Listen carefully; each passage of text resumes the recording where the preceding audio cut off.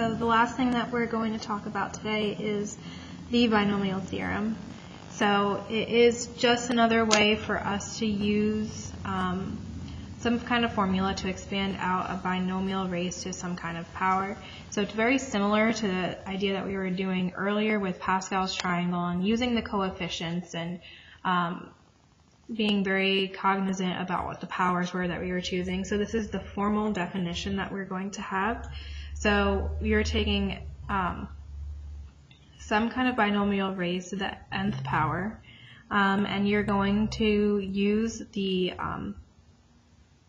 choose notation. So we're going to take n choose 0, and you're going to have a to the nth power, b to the 0 power.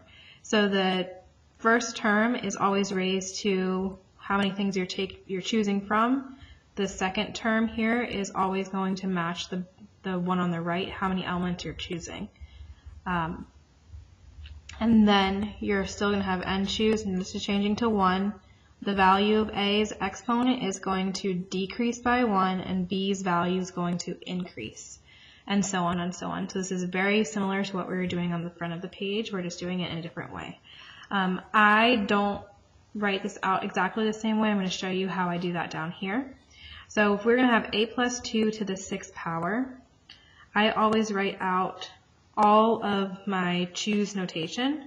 So 6 choose 0, so we always have to start counting at 0, and then I'm going to keep on going until I hit 6.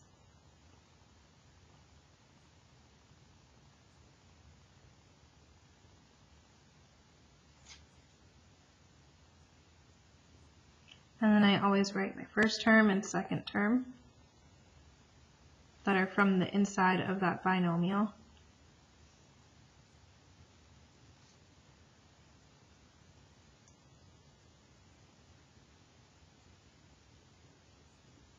And then we're going to take on A. A starts counting up at whatever the value of n and decreases by 1. So this goes 6, 5, 4, 3, 2, 1, all the way down to 0. And then that second value starts at 0 and it works its way up.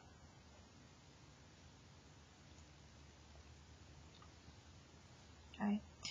So that first term is going to end up being, I should write this, a plus 2 to the 6th power. When you put into your calculator 6 choose 0 times 2 to the 0 power, and then multiply that with a to the 6th, it's a to the 6th. The second term will end up being 12a to the 5th. The third term is 60a to the 4th. Then we're going to have 160 a to the 3rd plus 240 a squared plus 192a plus 64. Okay, so these elements that we have are matching up with the term elements that we're going to have from the expansion. Okay, number 12. So we're taking x minus 3y to the 4th power. So I'm going to start with 4 choose 0, 4 choose 1, 4 choose 2, 4 choose 3, 4 choose 4. And my first term is x. I do it this way because it's just a little bit easier for me to write. And then I have negative 3.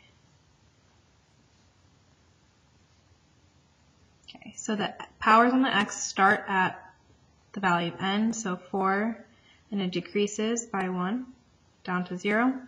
And then the negative 3 always starts at 0, and it works its way up until we get to 4. So x minus 3y to the 4th power. Once you multiply everything through, you will get x to the 4th minus 12x cubed y plus 54x squared y squared minus negative 108xy cubed plus 81y to the 4th.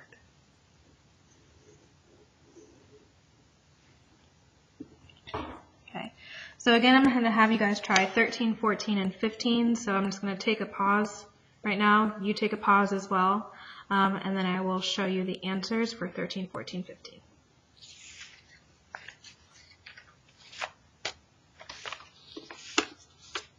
And here they are. So hopefully you were able to get these answers here. If not, you can ask a neighbor so they can help point you into the direction of where you might have made a mistake. So if you have any questions, don't hesitate to send me an email or come see me on Friday morning. Hope you guys had a really great class. Bye.